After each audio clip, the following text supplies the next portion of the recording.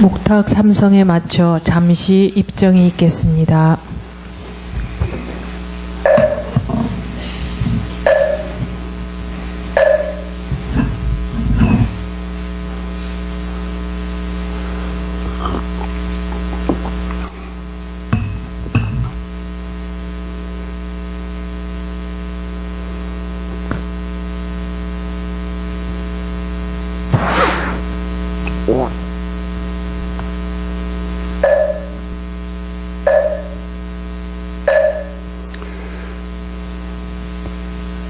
반갑습니다.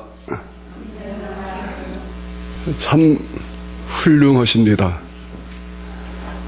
참 장하십니다. 여기는 법장 큰스님께서 나한테 근심 걱정 모두 다 주어라. 그러면 내 걸망에 걷어가리라 했던 장소입니다. 집에서 가져왔던 근심 걱정 다 내려놓으십시오. 부처님께서는 여러분들의 근심 걱정 다 받아주어도 조금도 무거워하지 않습니다. 저는 이 자리에 오면서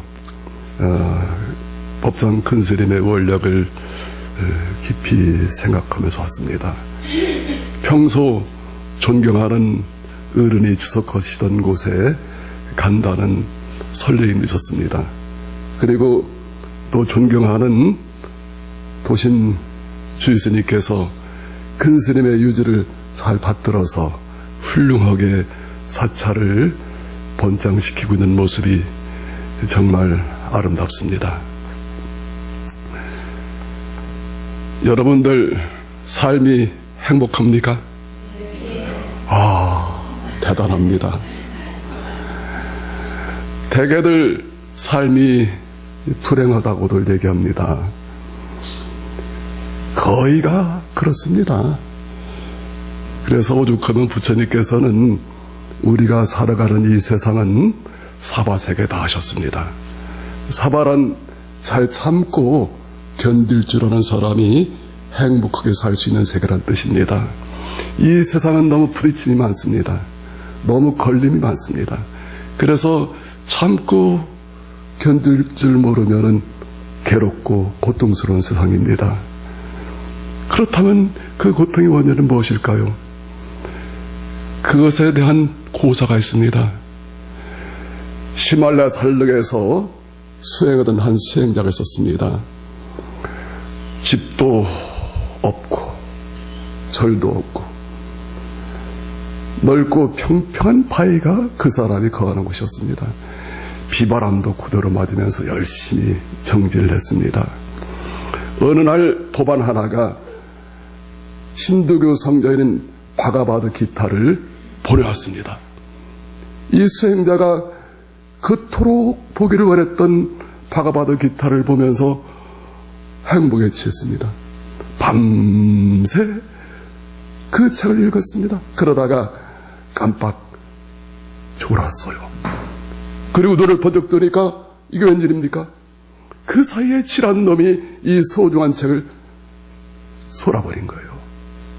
너무나 소중한 책이기에 이 수행자는 그 책을 지키기 위해서 고양이를 구했습니다. 그런데 고양이를 키우려면 젖이 필요해. 암소를 또 구했습니다. 또 암소를 구해서 젖을 짜려면 여자가 필요해. 여자를 구했습니다. 여자가 있으니 집이 필요해. 또 집을 졌어요. 집을 짓고 나니까 애들이 생겼어. 그렇게 세월이 흘렀어요. 어느 날 문득 자기 자신을 돌아봤습니다. 이게 웬일이지? 뭐 때문에 이렇게 됐을까? 그 책 한 권 때문에 이렇게 됐구나. 우리는 10대 때는 꿈이 많았어요. 여자분들은 내가 이쁘게 커서 멋진 남자를 만나고 정말 그림 같은 집에서 행복을 누리면서 살아야 되겠다. 남자들은 나는 사나이 대장부로서 뭔가 커다란 것을 성취해야 되겠다. 그런데 40이 되고 50이 되고 60이 되면 전혀 다른 자기 모습을 보는 거예요. 거울을 보면 쪼그라든 모습, 이만큼 작아진 마음, 왜 이렇게 됐지? 원인은 무엇일까요?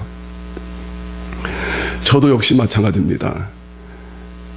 제가 절집에 들은 지가 금년 45년째인데 제 나이가 60대 중반입니다. 그렇게 안 보여요?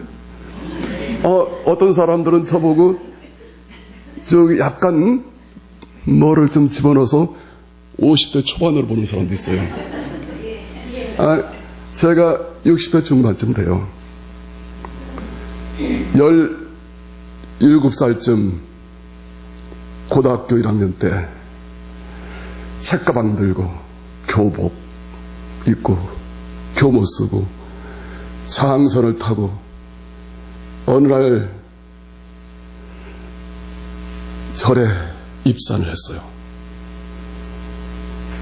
그렇게 힘든 세월이었어요. 그 당시에는 한 끼 먹고 두 끼째 걱정스러웠던 절집 생활이었는데 이렇게 한 3년 흐르다 보니 학교도 이제 끝났고 집도 끝났고 그 뒤로 집오고 절멸을 해서 지금까지 부모님 돌아가시고 나서 상가에서 딱 2번 가봤을 뿐이지 세속의 인연이라는 것은 하나도 없어요. 7남매인데 그 7남매가 어디서 사는지, 조카가 뭘 하는지, 형수, 재수가 있는지 없는지 정말 그렇게 살아요. 완전히 단절해서. 그때는 그래도 공부 열심히 해야 되겠다 그 생각으로 출가를 했는데 그러다가 다시 학교를 다니고 졸업하고 81년도서부터 논산 관쪽사 주지를 하고 부여 고란사 주지를 하고 본래 내가 생각했던 길이 아닌 엉뚱한 길을 걷고 있었어요. 그 당시 저는 몸이 굉장히 좋지 않았어요. 중학교 때부터 안경을 썼어요. 눈이 얼마나 피곤한지 어떤 때는 막 눈을 어떻게 하고 싶을 정도로 괴로웠었어요. 그리고 목이 이렇게 좌우로 돌아가질 않고 뻣뻣이 굳어 있었고 팔이 이 정도로 펴지질 않았었어요.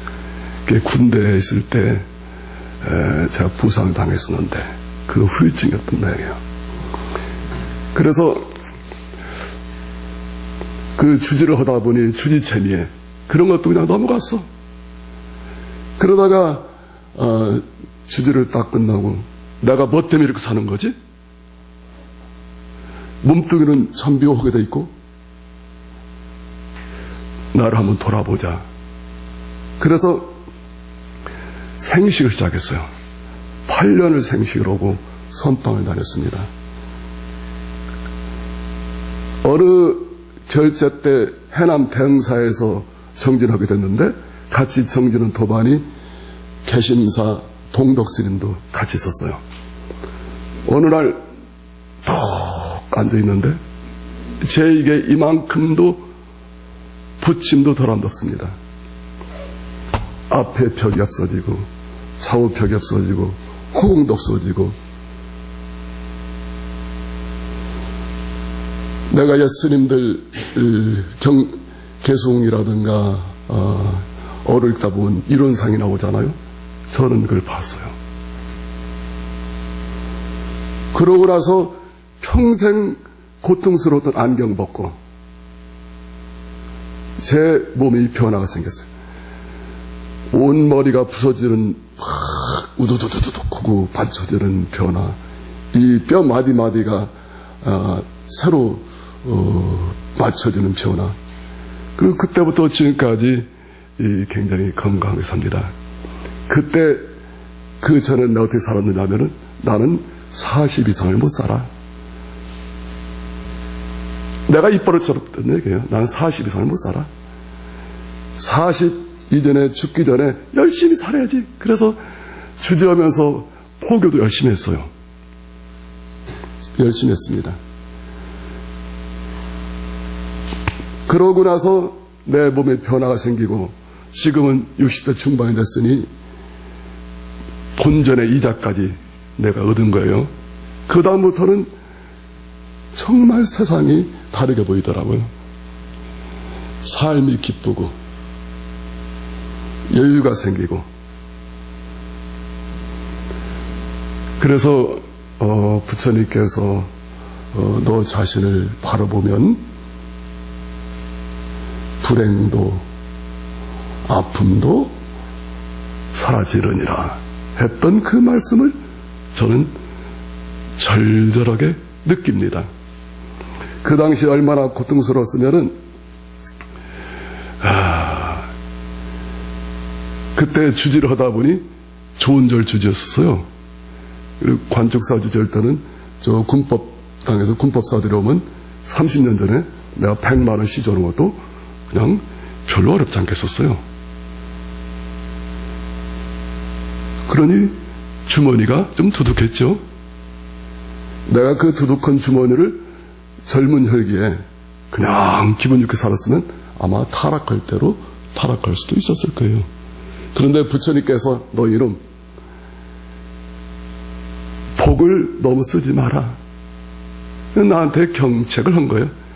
너무나 지나고 나니까 고마운 거예요. 그래서 지금까지 제가 중노릇할 수 있었던 거예요. 저하고 같이 출가했던 한 40여 명 스님들은 다 나가고 딱 비구니 스님 한 분만 남았어요. 아직까지 절집에서 머리 깎고 살 수 있었던 것이 바로 그러한 복이 있었음으로써 지금까지 살 수 있었던 거야. 그런데 그 당시 그것이 내 마음대로 쓸 수 있는 복이라 생각하고 복을 써먹었으면 나는 40대 갔었을 거예요. 그래서 참 감사하다, 고맙다, 너무너무 행복하다. 그래서 지금도 그 마음은 여전합니다. 저는 한 달에 40만 원 이상을 써본 적이 없어요. 대전 한 15년 살면서 백제불교회관에서 나한테 보시 주는 거 하나도 없습니다. 그리고 복지교환을 5개를 운영하고 관장을 하는데 관장을 운영하면 월급이 연봉 한 5천만 원 든대요. 한 푼을 받아본 적이 없어요. 뭘로 사느냐?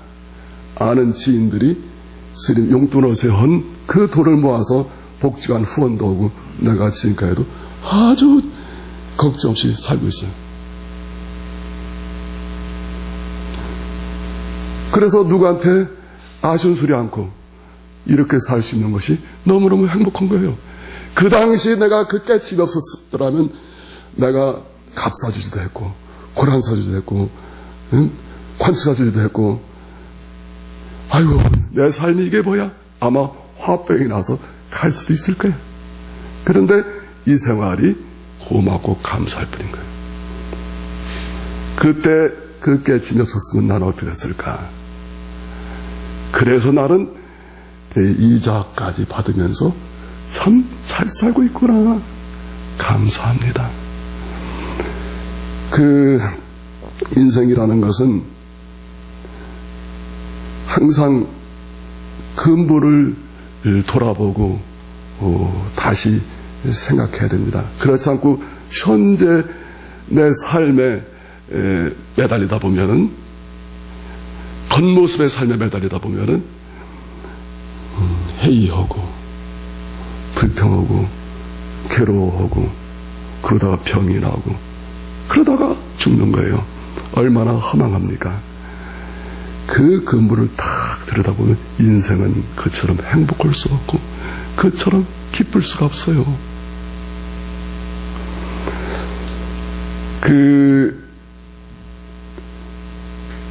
제가 여기에 한 번 더 덧붙이자면 또 이런 생각도 했었어요. 나는 그 출가하기 전에 굉장히 건강했어요. 그런데 왜 이렇게 고통스러워했는가? 군대 시절 내가 좀 부상을 당해가지고 그 후유증인가? 그 의문이었어요. 그래서 그 뒤로 나를 돌아보는 그런 삶을 살았습니다. 왜 현재 내 모습이 이럴까? 내 몸 상태가 왜 이럴까? 하나의 화두처럼. 그런데 그걸 깨쳤어요. 언제 깨쳤느냐? 작년에 저희가 보령에 조그마한 수련관 터를 구했어요. 그것도 돈이 있어 구한 것이 아니라 한 5년 동안 회원들이 만 원씩 모아놓은 CMS 돈을 모아가지고 한 1,500평 땅을 구해가지고 그 토목공사를 마쳤어요. 그때 작년 봄에 나무를 심는다고 비가 올 때 늦은 오후에 갔다가 그 축대 밑을 내려오다가 자빠졌어요. 자빠져가지고 지금도 흉터가 있는데 그 상처를 입었어요. 피가 엄청 났어요. 그래서 같이 갔던 스님하고 시골 병원에 들려서 잠깐 조치를 하고 그 대전 큰 병원에 들렸어요. 엑스레이를 딱 찍었는데 엑스레이 기사가 저한테 뭐라 그러냐면 참 위험합니다. 나는 자빠져가지고 그 위험한 줄 알았어요. 그 의사 선생님이 엑스레이 판독을 하면서 딱 보여주면서 스님 참 위험합니다. 척추 뼈 이 경추라는데 2마디가 붙었다는 거예요. 젊어서부터 이게 붙어 있었던 거예요. 그러니 얼마나 고통스럽겠어요. 이런 경우는 그냥 위에서도 몸이 굳어온다는 거예요. 그러니까 그 시절 목을 돌리지 못하고 계속 괴로웠던 거예요. 그런데 어떻게 몸이 굳지 않고 지금까지 썽썽하냐고? 참 이상하다는 거예요. 그래 나는 그래서 그렇구나. 그 당시 왜 그렇게 힘들고 고통스럽고 몸이 굳고 하루라도 내 몸을 풀지 않으면 막 굳어가고 그랬을까? 그래서 그렇구나. 그걸 확실히 깨쳤어요. 그래서 그 대응사 이후로 제가 몸을 관찰하다 보니까 저는 여러분들은 이해를 못하겠지만은 호흡을 하면은 호흡이 돌아요. 이 머리서부터 맥힌 것들이 풀어져 나가요. 그런데 그것만 해서는 안 돼요. 끊임없이 또 요가를 해야 몸이 또 풀어져요. 이것을 숨 쉬듯이 지금까지 하고 있어요. 지금까지 하고 있어요. 하루 한 날 한시를 놓지 않고 내 몸의 변화를 보고 관찰하고 숨을 쉬고 호흡을 하고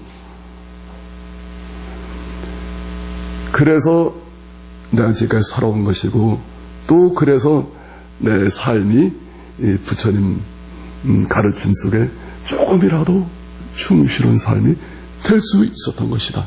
너무너무 감사하고 고마웁니다. 저만 그런 줄 알았는데 또 그런 사람들이 또 여러 있더라고요. 얼마 전에 제가 부여를 가서 아는 지인 집을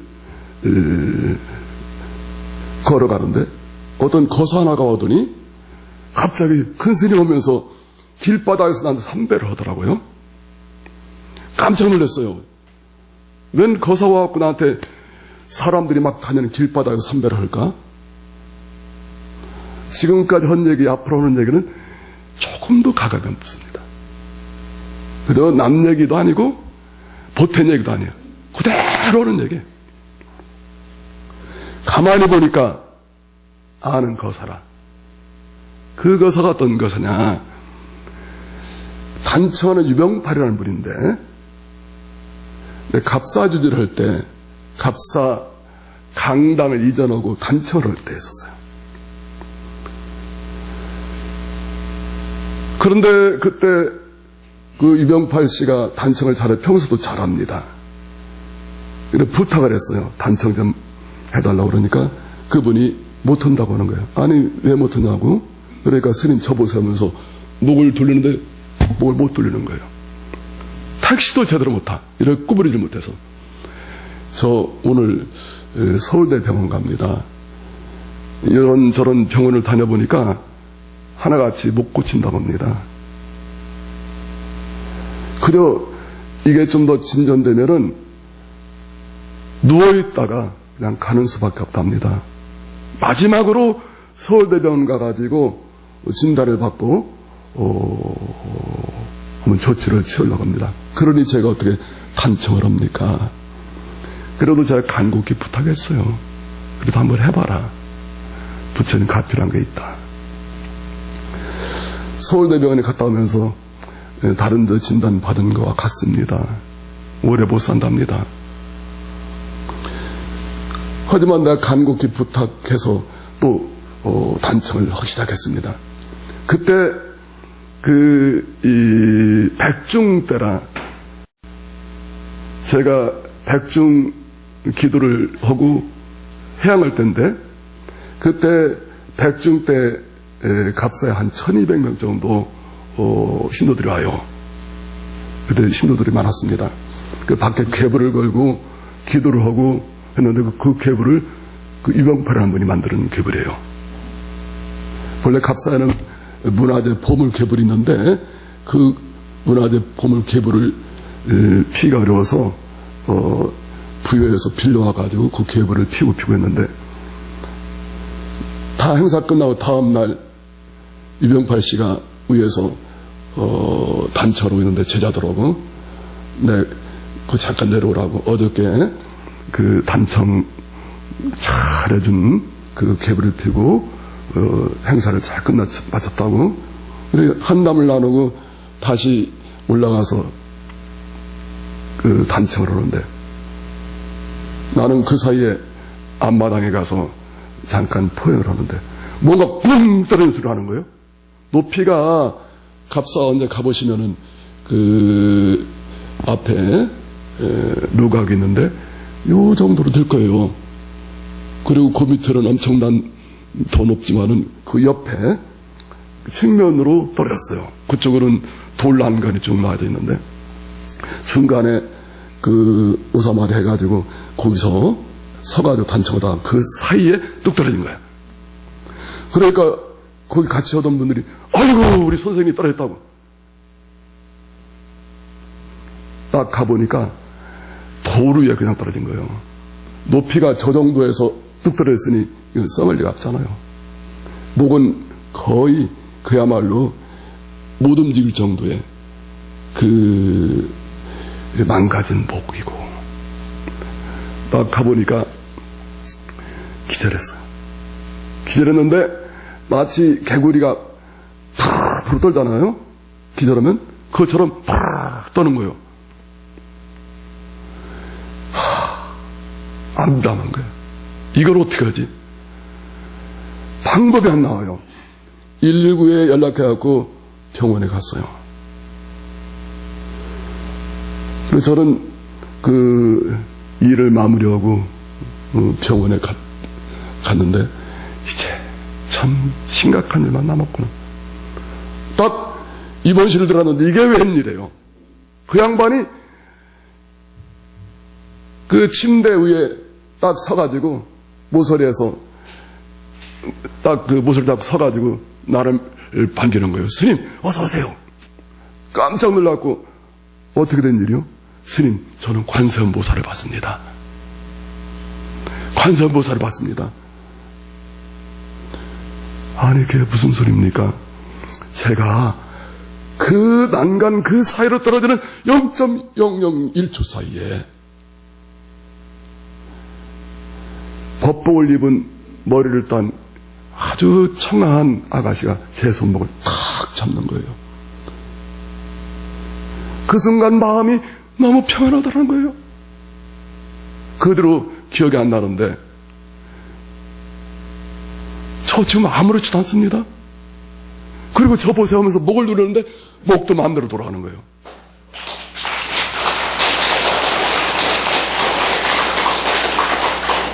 목도 마음대로 돌아가요. 세상에 이런 일이 있을 수 있느냐?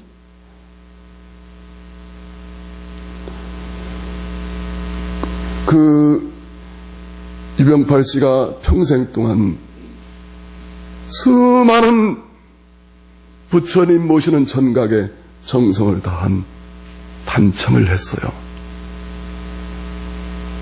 그 공덕으로 업장을 소멸시킬 수 있던 거예요. 그래서 그분은 그 많은 사람들이 다니는 길거리에서 부끄럼도 없이 나를 보자마자 삼배를 한 거예요. 이 이야기는 1%도 가감이 없는, 오히려 그 상황을 다 전달하지 못할 정도의 이야기입니다. 여러분들 신심이 지극하면은 이루어집니다. 아까 제가 얘기했죠. 저는 40살 못 살겠다라고 얘기했던 사람이에요. 그냥 하는 얘기가 아닙니다. 사실이에요. 너무너무 괴로웠어요. 나도 목이 돌아가지 않아갖고 이 정도. 그리고 왜 그랬는가 보니까 경추 두 마디가 붙어서 평생 살아왔던 거야. 지금도 붙어 있어요. 그러니까 엑스레이 기사가 위험합니다. 그렇게 얘기를 한 거예요. 그런데 저는 40을 넘겨서 60대 중반에 들어서고 있어요. 오히려 몸이 가볍고 편안합니다. 가히 얘기하건대 우리나라 4천만 5천만 가운데 기운행을 느끼는 사람은 거의 없을 겁니다. 저는 느낍니다. 왜? 내가 너무너무 고통스럽고 괴롭고 아프니까 그것이 나의 이 고통을 이기기 위해서 할 수밖에 없었던 내 노력이었기 때문에. 그리고 지금도 몸이 괴로우면 탁 앉아갖고 호흡을 하고 정리돼요. 그러면 그대로 안정이 됩니다. 제가 어디 그 정도 나이라면 안 믿어요. 응? 여러분들 저 봤을 때 좀 젊게 봤죠? 너 강요하는 것 같으네. 제 친구들 보면 할아버지들 많아요. 쫑쫑한 놈들 많아. 이 절실함이 있으면은, 간절함이 있으면은 가피가 옵니다. 여러분들 기도하면서 간절하게 기도해 봤어요? 절실하게 기도해 봤어요? 제가 관죽사 있을 때 새벽에 어느 보살님이 사색이 돼서 왔어요. 스님 살려주십시오. 막 살려달라는 거예요. 이유가 뭐요? 우리 남편이 당시 논산군 무슨 국장을 했어요. 뭐가 잘못돼가지고 조사를 받고 있는데 자칫 잘못하면 교도소까지 가야 된다는 거예요. 그래서 그렇게 되면은 자기 아들도 공무원인데 죽겠다고 한다는 거예요. 잘못되면 자기 남편도 죽고 자기 아들 죽고 집안에 풍비박산 날 거라 이거예요. 살려달라는 거예요. 그래갖고 같이 한번 기도합시다. 정말 그 보살님하고 간절하게 기도했어요. 그 기도떡인지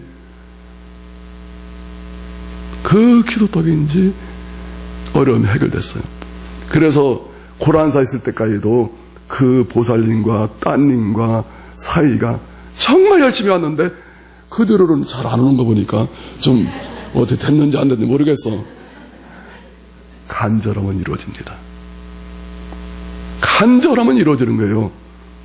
제가 간절한 내 상태가 아니었더라면 아마 주저하면서 돈이 좀 생기고, 그 당시 충남, 대전, 충북에서 자가용 1호를 탔어요. 내가 80년 1월 달쯤인가 2월 달쯤인가 1호가 아닐지 모르겠지만 그 당시에는 내가 1호쯤 되는 걸 알아. 좀 젊은 놈이 자가용 넘을고 좀 폼났죠. 응? 괜찮았어요. 지금은 자가용이 보편화됐지만은 얼마나 잘 나갔습니까? 응? 그 잘 나가는 상황이 자칫하면 인생 그냥 골로 가는 상황인 거예요. 그런데 부처님이 제동을 걸어준 거예요. 제동을 걸어준 거예요. 그래서 저는 그것을 제1의 인생은 부모님이 나를 낳아주신 거고, 제2 인생은 출가한 거고, 제3의 인생은 나를 다시 보시게 된 거. 그리고 인생을 나는 3번 살았다 생각하는 거예요. 그런데 이런 것이 우리나라 사람들만 가능하고 이해될 수 있는 일이냐? 안 그래요. 제가 갑사주지라는데 어느 날 보건대학교 교수라고 하는 어떤 여성분이 오셨어요. 나중에 보니까 정선화 교수라는 분이에요. 그분도 오래 세월려서 내가 서구도인 복지관 관장을 하는데 그 어떤 복지일로 모임에 갔다가 그 보살을 만나갖고 당시 나를 만나러 왔다고 스스로 신분을 밝혀서 그렇구나, 그때 그 교수님이었구나 알 수 있었던 그런 그 사이였는데, 일면식도 없는 교수님이 나를 찾아왔어요. 스님한테 부탁 좀 하러 왔습니다. 무슨 부탁이요? 제가 독일에서 공부를 했는데 그 당시 저를 가르쳤던 선생님 한 분이 계신데 그분이 교환 교수로 우리나라에 왔습니다. 그런데 그분이 본래 종교에 관심이 많아가지고 산사에서 한 달 정도 수행을 하고 싶어 합니다. 그래서 마땅한 자를 찾다가 스님을 찾아왔습니다. 그래요? 그럼 먼저 한번 들어와 보시오. 그런데 그 교수가 덧붙이기를 그 자기 스승과 같이 부인이 있었으면 좋겠다고 합니다. 그럼 좋습니다. 단 전제 조건이 있습니다. 우리는 갑사했을 때 선파를 하면서 새벽마다 1년 365일 해제가 없는 선방을 했어요. 예불 모시고 큰 방에서 모신 다음에 1시간씩 정지를 했어요. 그리고 끝나고 바로 공양을 했습니다. 끝나고 청소를 했어요. 이건 규칙이에요. 주지고 누구고 안에서 한 데는 규칙이었어요. 제가 8년 주저하면서 단 하루도 쉬지 않았던 규칙입니다. 그걸 한다면 제가 방을 많이 드리겠습니다. 나중에 연락이 왔어요. 한다는 거예요. 그럼 오세요. 방을 하나 드렸어요. 그런데 그분이 자기 소개를 하는데 독일의 저명한 대학 철학과 교수라, 티빙긴데라고, 그리고 자기 이름은 킴멜이라는 사람이라는 거예요. 그런데 부인은 그 대학 이사요. 아주 굉장히 저명한 사람들이더라고요. 그런데 이 킴멜 교수가 오른쪽 다리가 소아마비예요. 심한 소아마비는 아닌데 굉장히 질질 끓는 소아마비더라고요. 그래서 한 달 동안을 이 두 사람이 매일 새벽마다 예불을 모시고 예불 끝난 다음에 1시간 정진하고 그리고 바로 공양하고 그랬어요. 한 달 동안 하고 나서 이제 돌아간다고 그래서 그러시냐고 그냥 헤어졌어요. 그때 그 교수가 자기들이 이제 교환 교수 기간이 끝나가서 다시 독일로 들어가는데 또 한 번 기회가 되면 와서 정지하고 싶다고 그렇게 하세요. 나는 그때 한 기 이상 더 할 수 있을까 없을까 예측할 수 없으니까 그건 그때 일로 생각하고 그냥 잊었어요. 그런데 어느 날 몇 년 흘러서 또 연락이 왔어요. 그 정선화 교수한테 연락이 왔는데 김벨 교수가 또 오고 싶다고 한다. 받아줄 수 있느냐. 그러면서는 여기가 건강이 좀 좋지 않아 가지고 주치의가 여행하는 것을 적극 만류하고 있는데 죽어도 자기는 갑사에 또 한 번 갔다 오고 싶은 것이 소원이라고 한다는 거예요. 그래서 다시 왔어요. 왔는데 그 교수하는 얘기가 자기가 철학을 전공한 이유는 자기 자신을 고통의 원인을 찾기 위해서 철학을 전공했다는 거예요. 왜 나는 소아마비로 태어났을까? 그리고 한번 아픈 다리가 불편해지기 시작하면은 그 고통은 말할 수 없었다는 거예요. 뼈를 저미는 고통이라는 거예요. 그래서 자기는 평생의 화두가 왜 나는 이렇게 태어났을까? 왜 고통스러워야 할까? 그리고 그것을 해결하기 위해서 노력해왔고 일본에도 귀한 교수로 가서 선방에서 정진도 해봤다는 거예요. 그런데 갑사에 와서 그 실마리를 조금이나마 느낄 수 있었다는 거예요. 그래서 자기는 갑사에 왔다는 거예요. 주치의가 선생님 여행은 아닙니다라고 적극 만류했는데도 불구하고 자기는 설사 가다가 죽는다 할지라도 꼭 와야 될 것 같아서 왔다는 거예요. 한 달간을 역시 똑같이 정진을 하고 가게 될 때 엄청난 얘기를 하는 거예요. 자기는 깨쳤다 이거예요. 나는 깨쳤습니다. 아니 무슨 신나라 까먹는 얘기요. 깨친다는 것이 쉬운 얘기인가? 그런데 이 얘기를 우리는 못 알아들으니까 정선화 교수가 번역해 주는 거예요. 자기가 왜 이렇게 고통을 받아야 되는가를 그 원인을 깼다 이거예요. 자기는 수업급 전에 그런 원인을 졌다는 거예요. 그 원인을 알았기 때문에 자기는 이제 아픔을 넘어섰다 이거예요. 그래서 정선화 교수도 부탁했어요. 이 사람이 철학교 교수는 논리적이잖아요. 그 내용을 보내달라고 해라. 내가 백제불교란 잡지를 한 10년 했었어요. 한 3,000부, 4,000부를 찍어서 내호 사람들한테 보냈는데 거기다 실어야 되겠다. 그걸 보내왔어요. 그걸 번역해가지고 내가 잡지에 실었어요. 간절함이 있으면은 되는 거예요. 동양, 서양 걸림이 없는 겁니다. 누구나 간절함이 있으면 이루어지는 거예요. 간절하지 않으면은 부처님이 84,000 얘기를 했다는들 그저 지식으로 끝나. 지식으로 끝나는 거예요.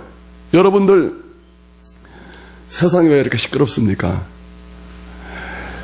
못 배워서 몰라서 시끄러운가요? 유천만 나와도요 평생 살면서 지켜야 할 도리를 다 배워요.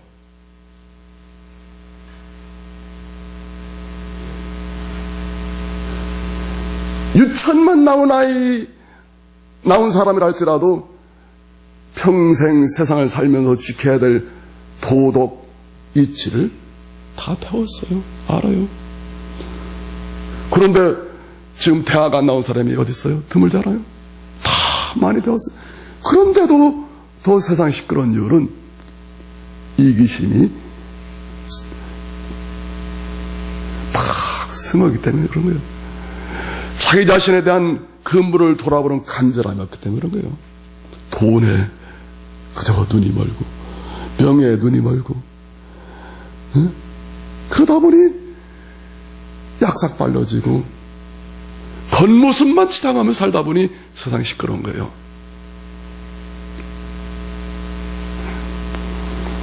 부처님 말씀은 선사님들의 말씀은 다 그 얘기입니다.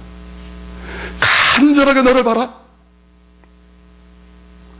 100번 1000번 부처님 말씀을 듣고 기도원들 간절해 봤으면 그게 무슨 의미냐. 하나의 요식일 뿐이지. 그저 그런 것일 뿐인 거예요. 절을 하더라도 간절하게 해야 됩니다.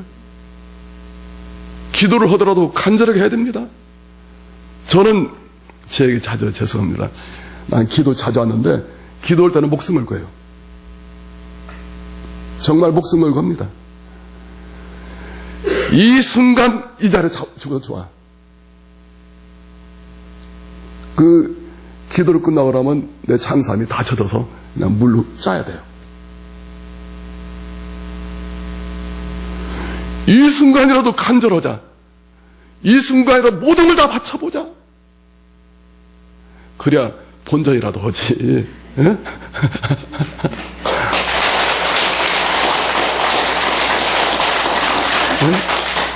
인생을 살면서 너무 아깝잖아요. 그냥 어리어리 살다가 그렁저렁 살다가 턱 하게 되면은 얼마나 아깝고 얼마나 아쉽습니까?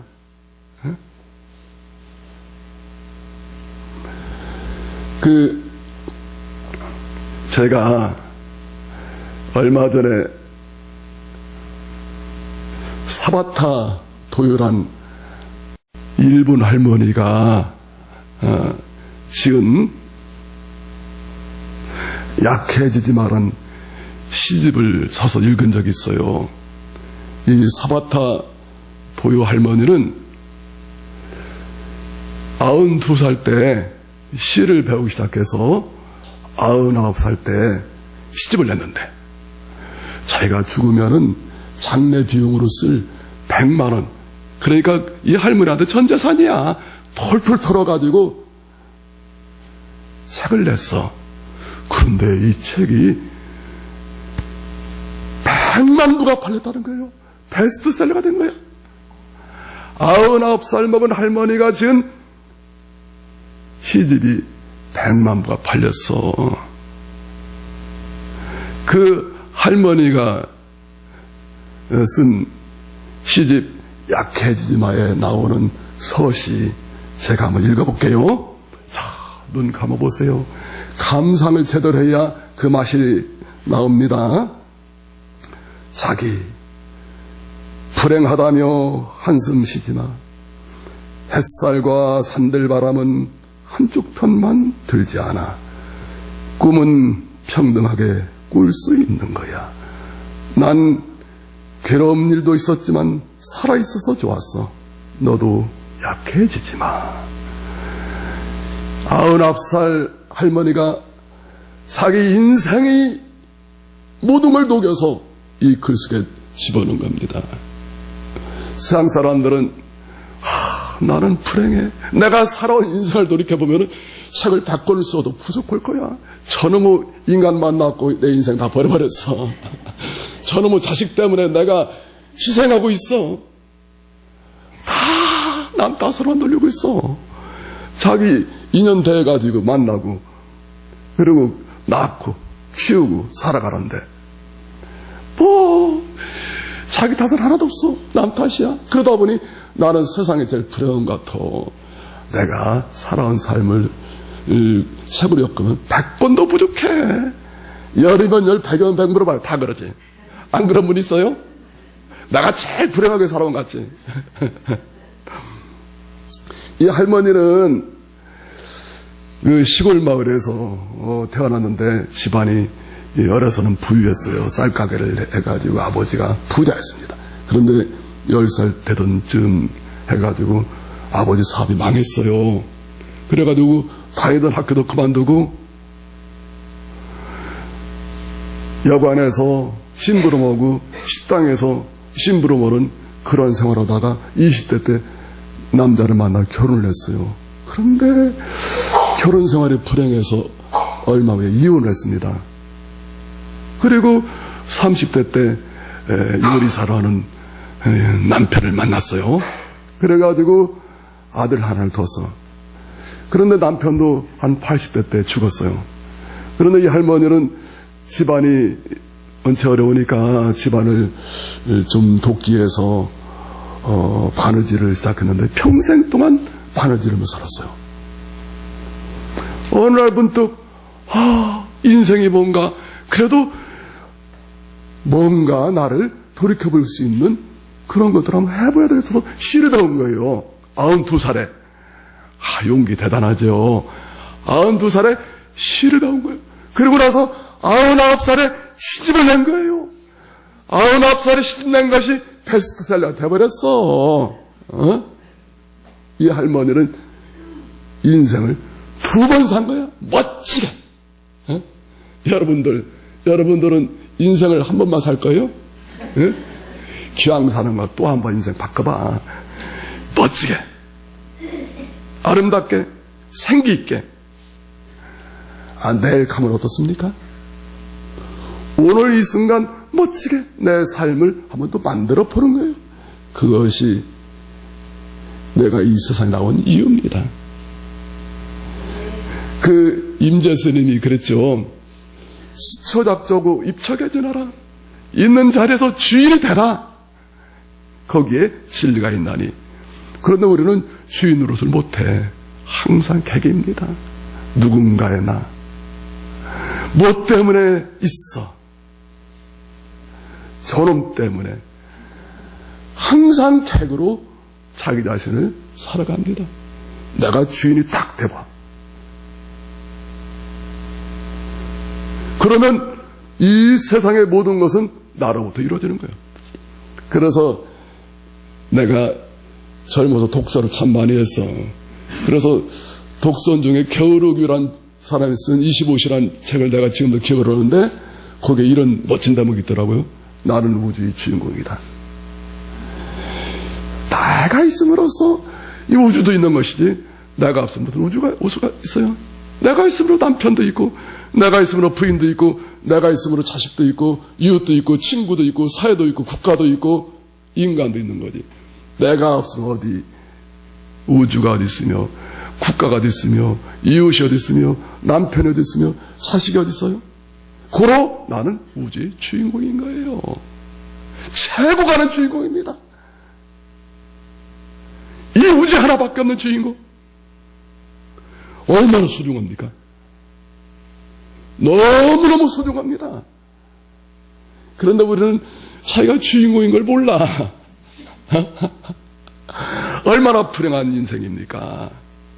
세상에 하나밖에 없는 자기, 이 우주의 중심인 나, 이걸 깨치지 못하고 평생 동안 누군가의 무엇인가의 객으로 사니 너무너무 불행한 삶을 살고 있는 거예요.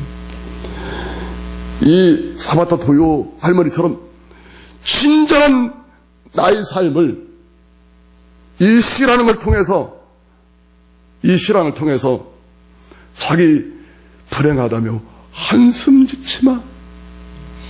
나도 그렇게 살았어. 하지만 인생은 즐거운 거야.